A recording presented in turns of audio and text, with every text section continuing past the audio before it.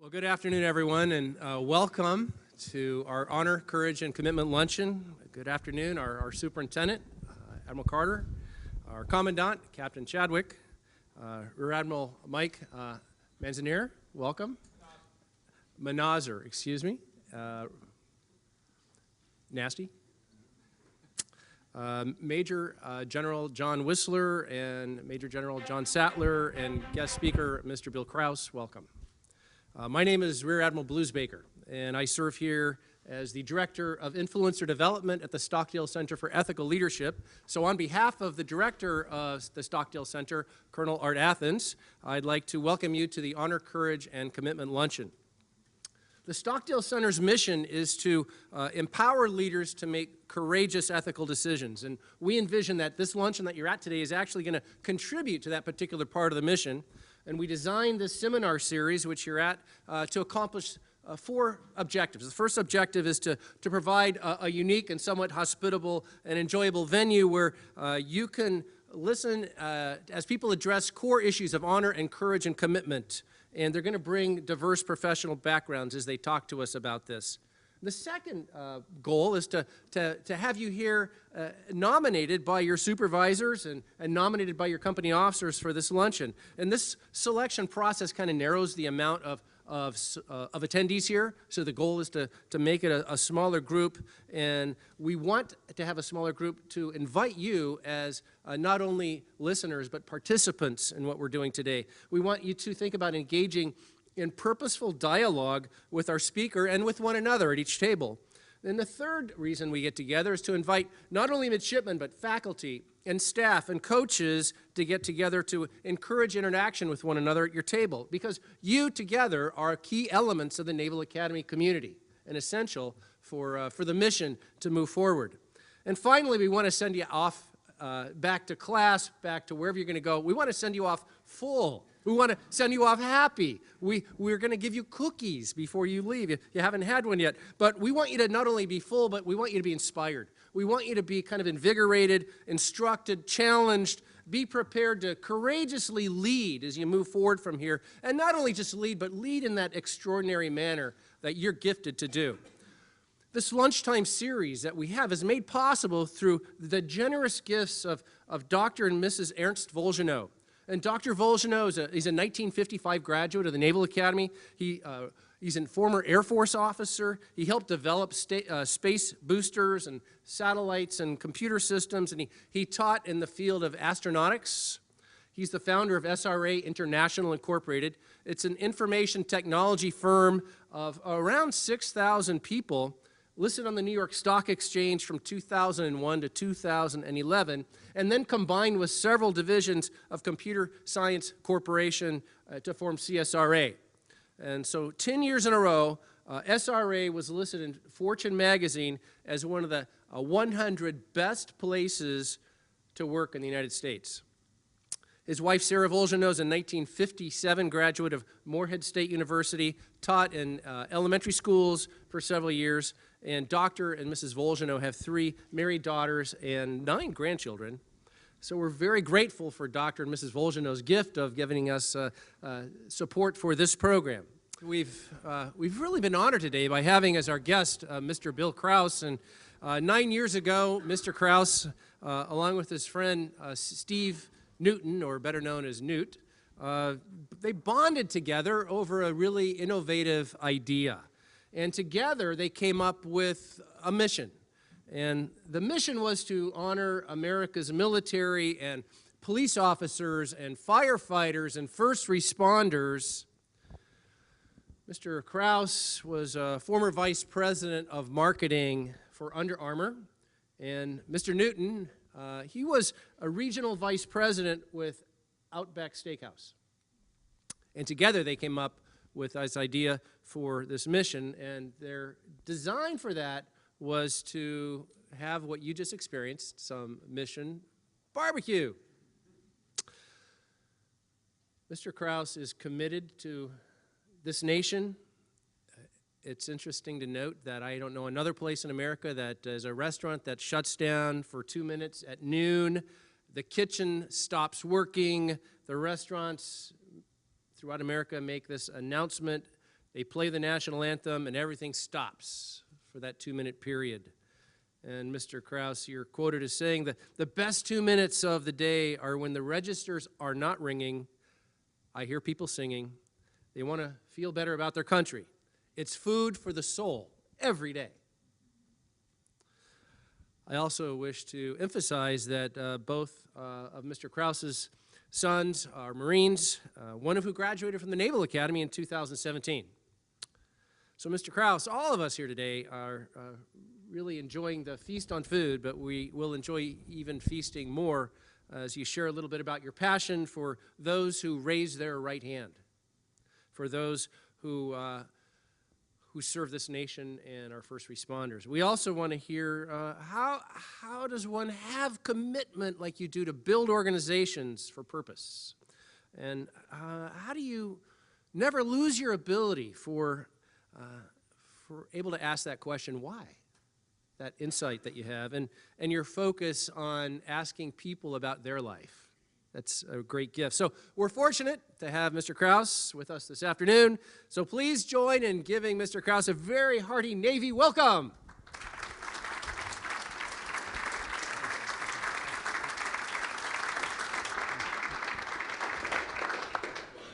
Proud and humbled to be here, to say the least, and to all of you that either did or are continuing to serve this great nation of ours. On behalf of myself and almost 3,000 teammates, I just say thank you. Why do we do what we do in life? Do we do it for ourselves? Do we do it for our family? Do we do it for our friends? Do we do it for our community? Do we do it for our country? And a lot of why what we do is shaped by who we are or maybe what we've experienced. And so I want to just tell you a little bit about my why and what led me to ultimately doing what I'm doing. My grandparents came to this country from Germany and Ireland, just trying to build a better life for their families. Both families settled in Milwaukee, Wisconsin. My parents were both products of the Depression. They raised my sister and I under this mentality of hard work. You don't get something for nothing. Tough times don't last, tough people do. And that belief really was inspirational for me. I wasn't the most patient kid in the world, so the idea of waiting till I was 16 to get my first job, I thought better that I could be a paper boy at age 12. And then when I turned 14, the local country club would hire you to be a caddy. And I loved this idea of being there at the country club, knowing that I wasn't a member, but I was part of that team aligned with somebody that I deemed to be successful, because here they were belonging to a club and being able to pay somebody to carry their golf clubs. I was a good enough caddy that I was selected to work in the country club pro shop at age 16. It was a privilege, and yet again, you're still just the hired help at the club. And if you've ever worked at a country club, I kind of surmised that there were two types of people. The type of person that would indeed treat you with the respect like you were a human being. And then there was that other faction that seemingly looked down on you and treated you like you were kind of second class. And that really kind of bothered me. And so God loved my folks. They allowed my sister and I to share a car. So I'm a 16-year-old boy thinking that I'm kind of starting to make it in the world, and I got to drive this really, really cool 1972 Country Squire station wagon that had wood paneling and crank windows and an AM radio, and it was rusted as all get out. And so, you know what? I didn't see a lot of other 1972 Country Squire station wagons with wood paneling in the parking lot there at the country club. And so I actually used to park the car next door at the mall and walk over, hoping that nobody would see me getting out of that car, as crazy as that sounds. Because these folks drove really nice cars, and I imagine they lived in really nice houses, and they belonged to a country club. And yet, those that I looked to at that club that were successful, that treated you well, I wanted to learn as much as I could from those people. And so then I went off to college.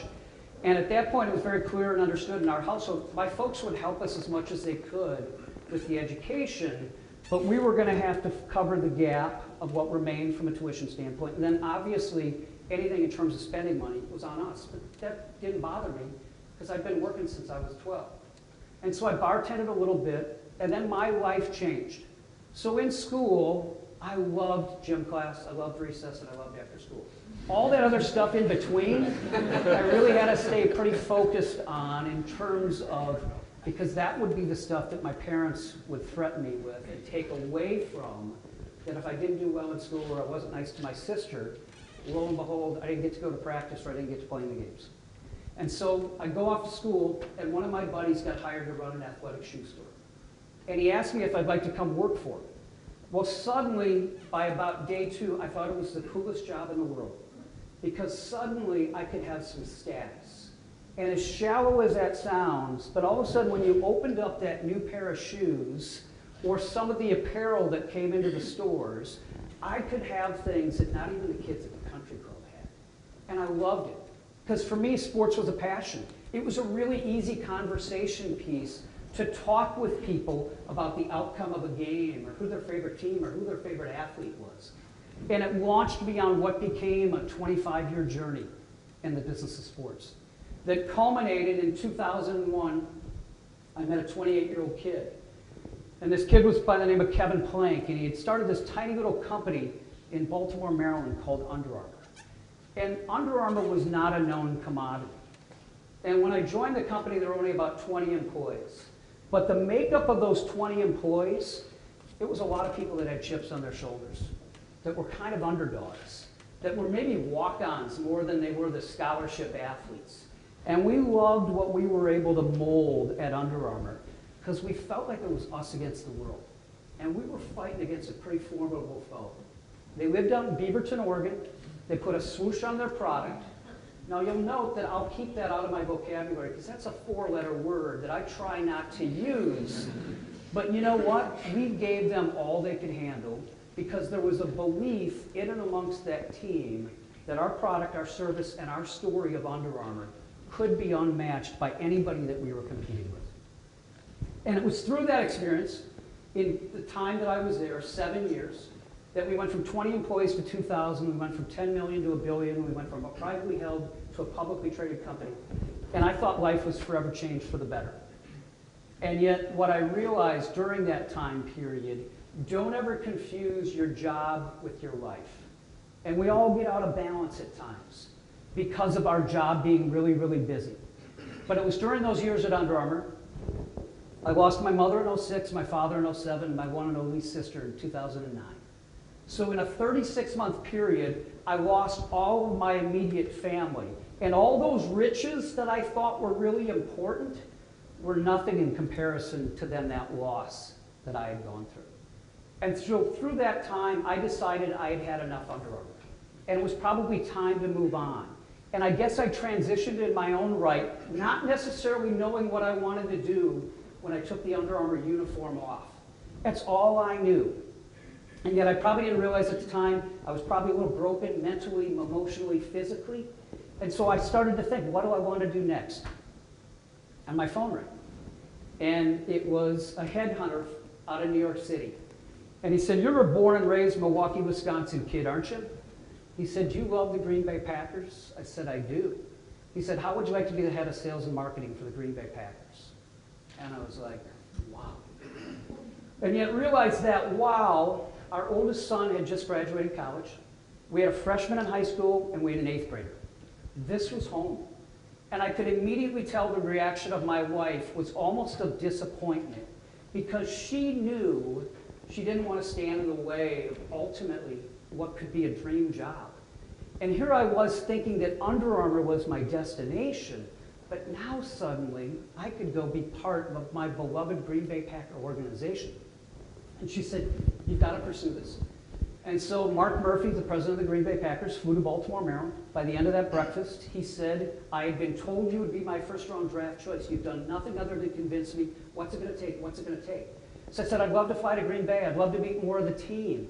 And I'm like, this is coming together.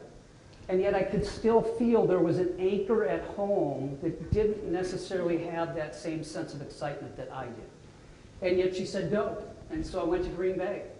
That went swimmingly well. They said, what's it going to take? I said, I'd love for my wife to come here and see it and experience it. And so God love her at that point, she started to dig into schools and houses and all those things that she knew was going to be her responsibility as we moved again. And so that morning we were supposed to fly to Green Bay. And we actually missed the flight. One of us was running a little bit late, and it wasn't me. And it was the fact that she was begrudgingly leaving the house that day, knowing she was going somewhere she didn't want to go. And so we missed the flight.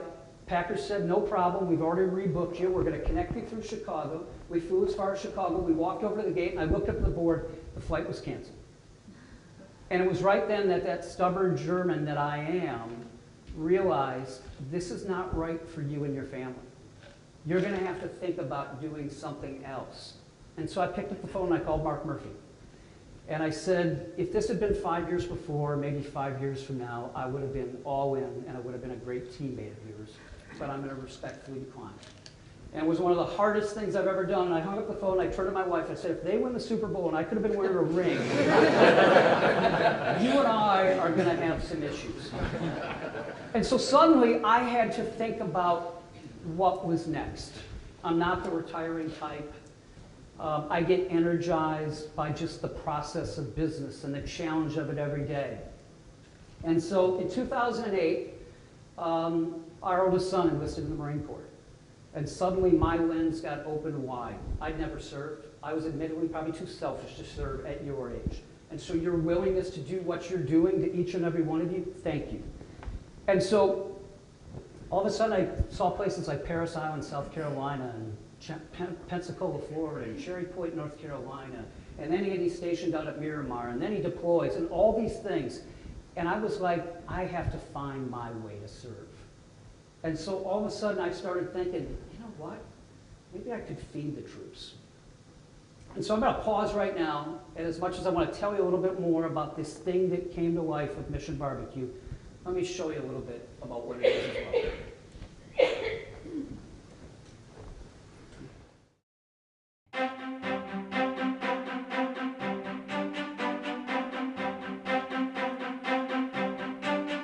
Mission BBQ is nothing other than the story of my best friend Newt and I that had a love of barbecue, but more importantly, a love of country. We're at Mission BBQ in Annapolis, Maryland. Why are we eating here? I love what Mission BBQ stands for, the fact that they support the people that serve. Founders of Mission BBQ, Bill Kraus and Steve Newton, thanks for joining us this morning, guys. We literally just wanted to build a business that had purpose, that had meaning, that had significance. Well, this thing got bigger than Bill and I a long, long time ago. One of my goals in life is that 10 years from now, you'll say, besides my pastor, my parent, or a coach, Mission BBQ had the most positive impact on my life. We opened our first on September 11th, 2011, and damn right we did that intentionally. This is the outward proclamation, proudly serving those who serve. And we're going to try and remind people how fortunate we are to live in the country that we do, made great by the heroes. You know, our heroes are those that raise their right hand and swear to protect, serve, and save our community and our country. One of the heroes that we've already gotten to know is this gentle giant of a man named Alejandro Villanueva. Alejandro's backstory: his father served. Alejandro attended West Point. He did 3 tours of duty, highly decorated. And now here's somebody getting paid to play a little boy's game. But in that little boy is still the heart of a warrior, the spirit of somebody that is selfless. How are you? Very nice to meet you. How's it going? And it's hard not to be humbled by great Americans like Alejandro Villanueva. I think Mission BBQ stands for something that is not just food. It stands for the aura of service. This work remains very humble.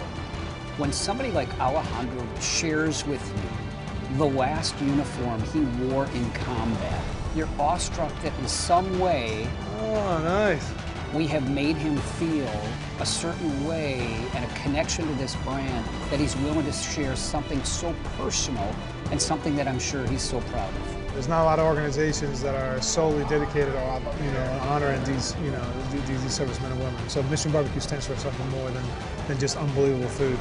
But I'm not gonna lie, the food is also really good. I want to thank you all. I want to thank you all for being a part of this team. So the Mission BBQ brand here, as we stare down the back half of 2018 and starting to peek around the corner for 2019, gosh, the progress we will have made. Morning, everybody. We'll finish this year with 80 stores. We will have added 3 more states this year as we've now pushed into Connecticut, Michigan, and the great state of Wisconsin. And yet I think we all believe in our hearts we're just getting started. Yeah! Hey, welcome. Thanks for coming. So I'm sure your first takeaway is, what in the world are you highlighting a West Point guy for? And yet, in Alejandro's heart, his original hope and dream was to attend the United States Naval Academy. And to meet Americans like that, it is very humbling, it is very inspiring. And there's really 3 aspects about our business. It's gotten to the point now within Mission BBQ where people will say to me, you know what I love about Mission BBQ? It's this whole long list of things, and they say, oh, by the way, your food's really good. Like thinking, but isn't that why you originally came to our restaurant? And yet, a portion of everything we do at Mission BBQ stays in every community that we get the privilege of doing business in. We align ourselves with local fire and police charities, as well as military nonprofits like the Semper Fi Fund, like the Navy SEAL Foundation, like Special Operations Warrior Foundation, as well as the USO. Proud to say this year alone, we'll donate close to $3 million to those charities as just our way of doing our part and being good citizens in the communities that we get the privilege of doing business in. You come take a look at our walls. Most of what you see on our walls has been shared with us. It's beyond humbling when somebody will give us a patch or a picture that speaks to their service, and we just get to proudly display it. And yet in the process, every Mission BBQ is a little bit different, and they ultimately become like this community-owned restaurant that the entire community can share in. And then as we talked about, one of the best things we do at Mission BBQ is every single day at 12 noon, when we shut our kitchens down, everything comes to a halt, we make an announcement, and we play the National Anthem. And we do that because we can, because we're free, and thank you for that. And it's all those aspects that ultimately add up to being something that we hope can be a great brand. A great brand that everybody is proud of and can certainly stand by, and hopefully, too, that you enjoy the food. Anybody ever not been to a Mission BBQ? Sir, what the hell are you waiting for? All these people can't be wrong, right? I'll take care of that one. Thank you. But to those of you that are customers of ours, thank you. But more importantly, know that you're all heroes to us, and we thank you for the opportunity to be here today. Thanks.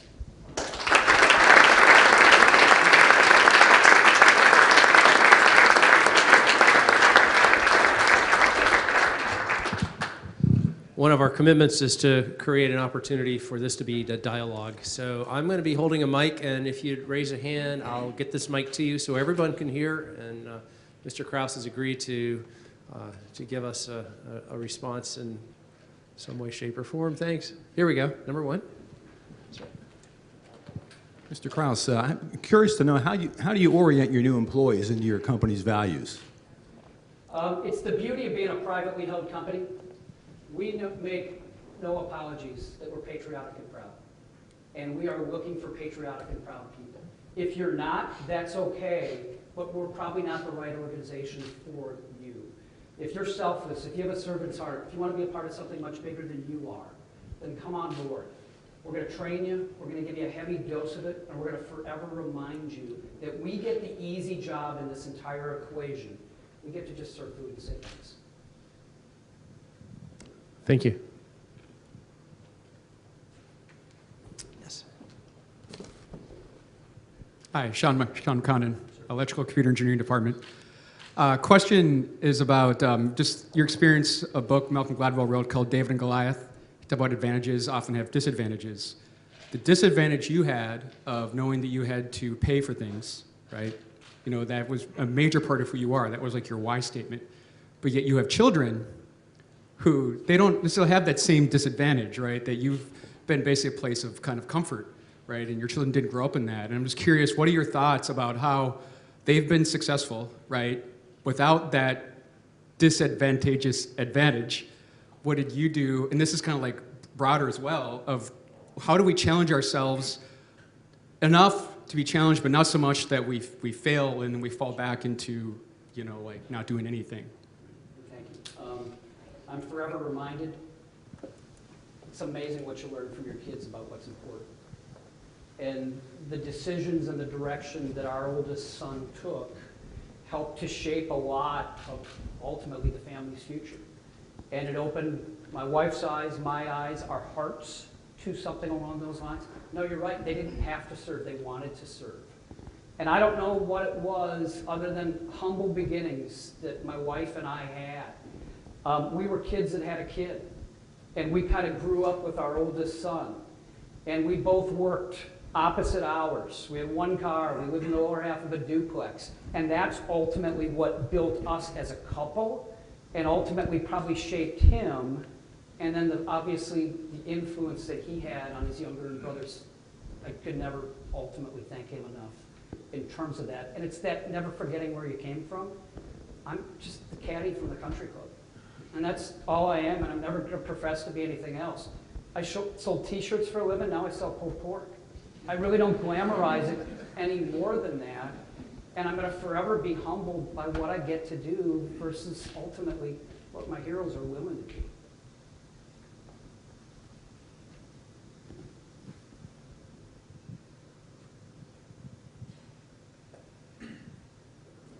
Great.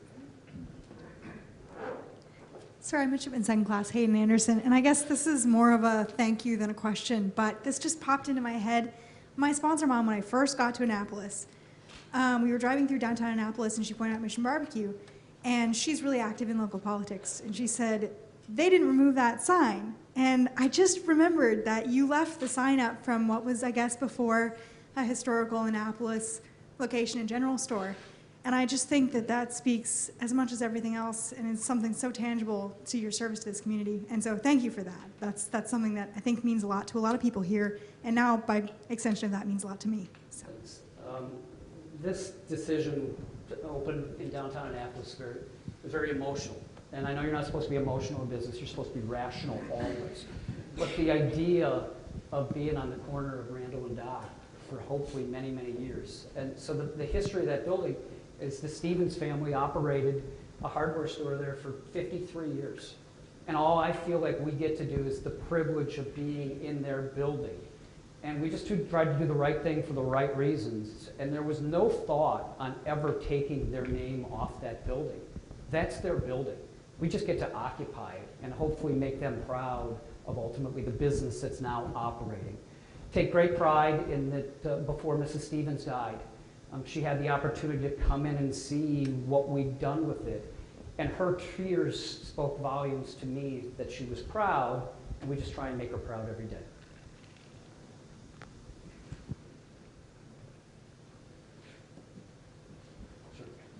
Mr. Kraus, what was the most significant thing that you learned from Kevin Plank?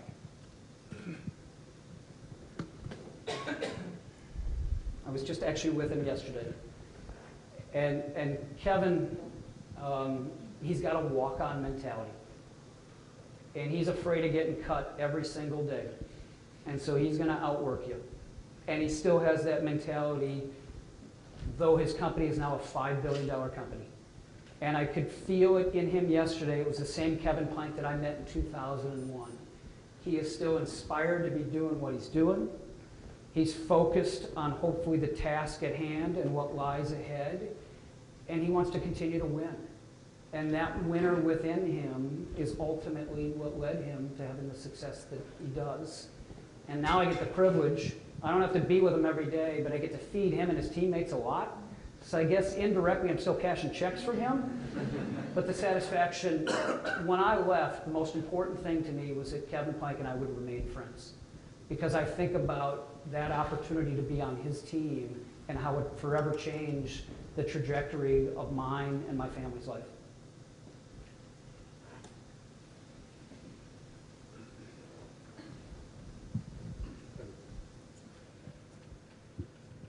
Sir, how did you move successfully from an entrepreneurial type of organization where you had just a few stores to now you have a much larger organization but you still have this commonality amongst the stores, but they still have an individual flavor. How did you keep the culture right as you made that transition from small to pretty big? So there's a proverb that says, if you want to go fast, you go alone. If you want to go far, you go together. I believe that in life, and I believe that in business. I've got the best partner in the world in life, and I've got the best partner in the world in business. And Steve Newton, my partner, was a chemical engineer by trade that ended up in the restaurant business, and thank God he did. He's one of the smartest people I've ever met. And so Newt and I just have this mentality like we're running a lemonade stand. Anybody ever run a lemonade stand as a kid? So somebody needs to run the front and somebody needs to run the back. You're going to be shocked when I tell you, I want to be the guy in front. And Newt wants to be the guy in the back, wants to have on a white lab coat, he wants to have a beaker because he's never going to be convinced we're good enough. And the policy, the procedure, the execution is all the genius of him. I just try and stay out of his way and not screw it up. But ultimately, my job is if I can just get somebody to walk through our restaurants, I have all the confidence in the world, our operations team, the quality food, the quality service, and the overall experience that you're going to get consistently within Mission BBQ. You can trust it. You know what matters when you're building a brand? Everything. Because you don't know where somebody is going to fall in or out of love with you. And as I mentioned, there's a whole litany of things you could argue whether are important to the business or not. We're going to make certain that we've built a lot into the business while still keeping it simple. And what I mean by simple, we focus on 4 things at Mission BBQ. Great people, great food, great service, and great results. And it's nothing more complicated than that. At Under Armour, we focused on great product, great service, great story, great team. It's the same building blocks and the same foundation. Don't overcomplicate business. Kevin said to me last night, he goes, I'm so jealous of you. You have 7 SKUs that you have to worry about versus you think about the litany of things that a company the size of Under Armour now has in all the different categories that they're in. Don't overcomplicate business. Don't overthink it. Every business that we're in comes down to one thing. I said to the Admiral, what do I worry about the most? People. Do we have the right people in the right places, and can we attract more? I forever ask our teammates, find more like you, because we really like the core group that we have, and if we can build upon this, this brand has potentially a high ceiling. No matter where we go in the United States, I don't have to wonder and worry whether or not there's firemen, policemen, veterans, active duty, reservists. I know that they're there. I can't wait to ultimately, hopefully, feed and thank every single one of them. We have time for maybe 2 more questions. I see him now. I have 3 questions. Good. Let's start here. Sir, name's Joe Malley. I don't need this, I'm a coach. Met you a couple weeks ago in Starbucks. Yes, sir. And I talked to you about my daughter having worked at Mission, started a month and a half ago. And the first question relative to like employees kind of living the mission itself and how they buy into it. And I have a 17-year-old daughter who, like you kind of mentioned, and I'll get probably a little emotional, but trying to find her way. And we're kicking her out the door to find a job at 17. And she loves going there every day now.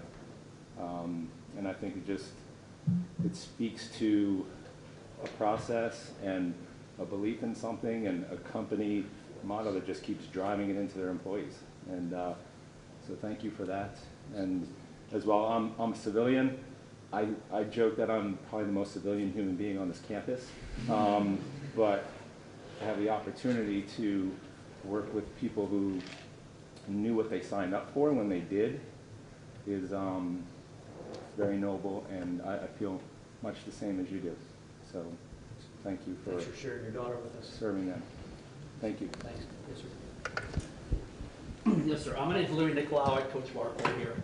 And as you can tell, I probably eat at your restaurant 2-3 days a week. Doesn't make it bad. I know. All those other days. I love it. The French fries kill me. I'm sorry. You talk about building a brand, and I want to get your thoughts about that 4-letter word, going political. I used to coach at a place where we had athletes take a knee, and now we have coaches wearing a flag over the swoosh, and they're not allowed to do that. And so it's this double standard, and this one, you know, the political climate and what you think about that little word, doing the Kaepernick commercial and that kind of stuff.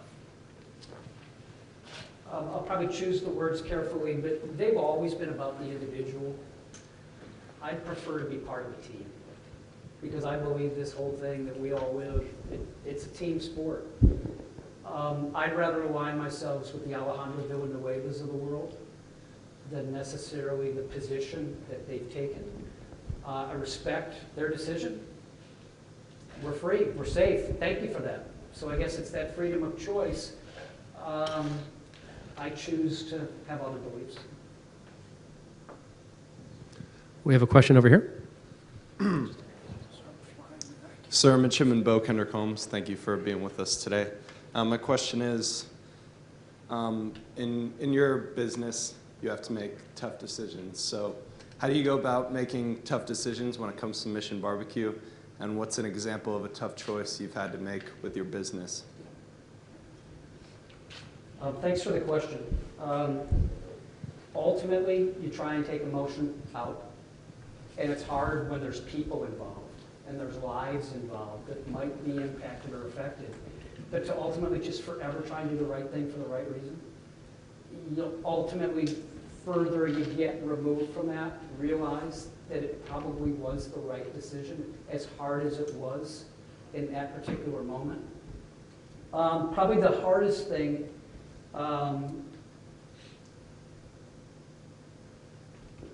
is what we haven't done yet in terms of serving more, giving back more. We're going to forever try and be that company that is the first responders to first responders.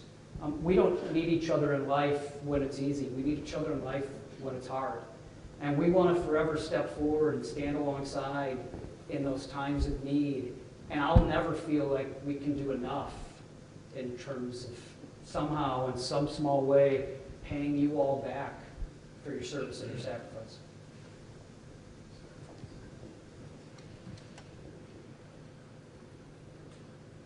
Anyone?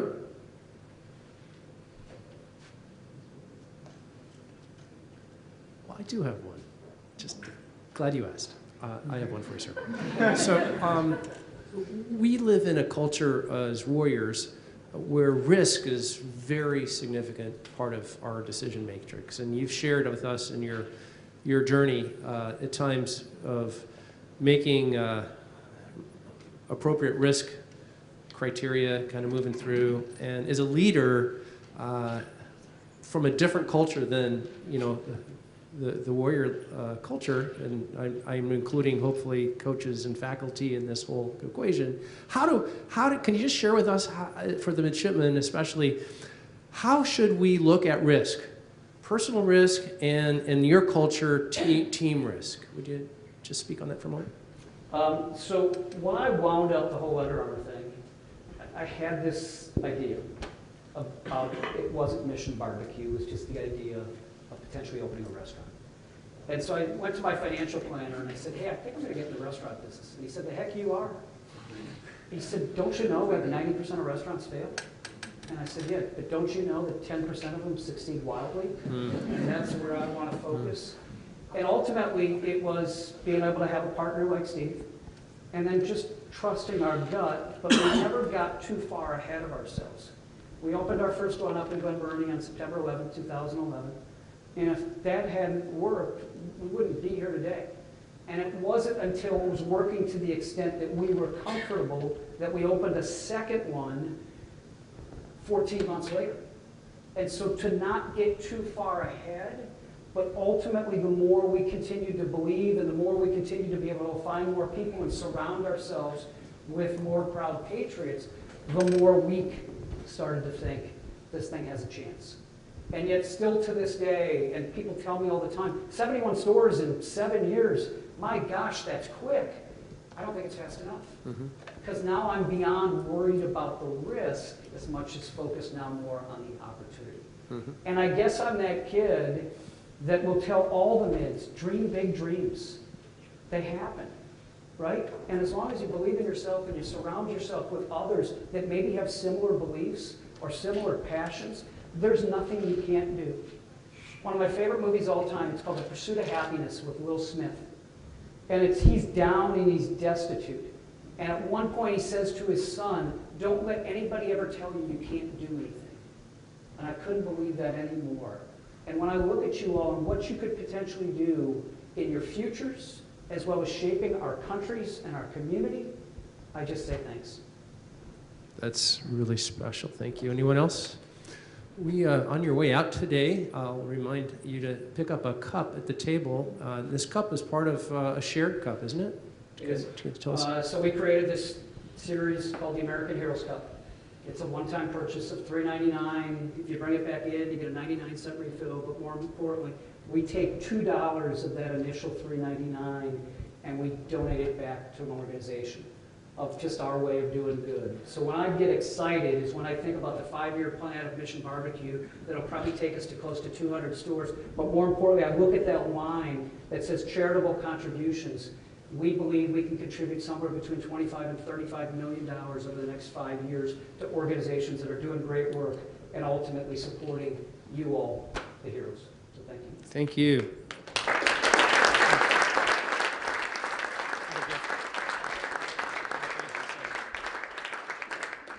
We do wish to, with huge gratitude, thank you for being here this afternoon and sharing from your heart and letting us know kind of the journey and the path that you're on. And as future mariners and mariners here already, we know that people find their direction at sea with a compass.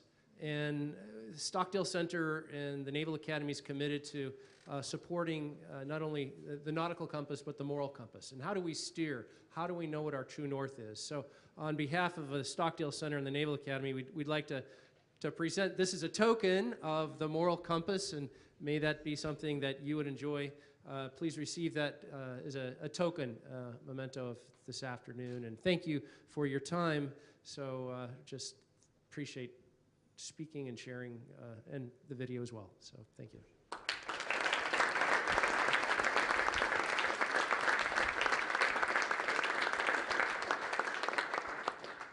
For our Naval Academy participants and guests, we're very grateful that you took time out of your very busy schedules. As we all know, time is the currency of this kingdom, and you've given us a lot of your time, so we're grateful for your attendance. I would like to thank Ms. Marge Bem over here for taking care of us as the Stockdale Center Senior Staff Associate, and Ms. Jacqueline Dana over here, who's been taking care of us as the center's educational specialist, and they helped make today what it is. So everyone, by the way, we'll send out this afternoon a kind of a post-luncheon seminar. Just we'll love to hear from you. So you can offer us feedback as how we study the compass as we move forward with our special luncheons here. And we're grateful that you did come today. So God bless America. God bless each one of you as you leave here, and make sure as you exemplify honor, courage, and commitment that you have that cup displayed proudly somewhere. So thanks again for being part of today.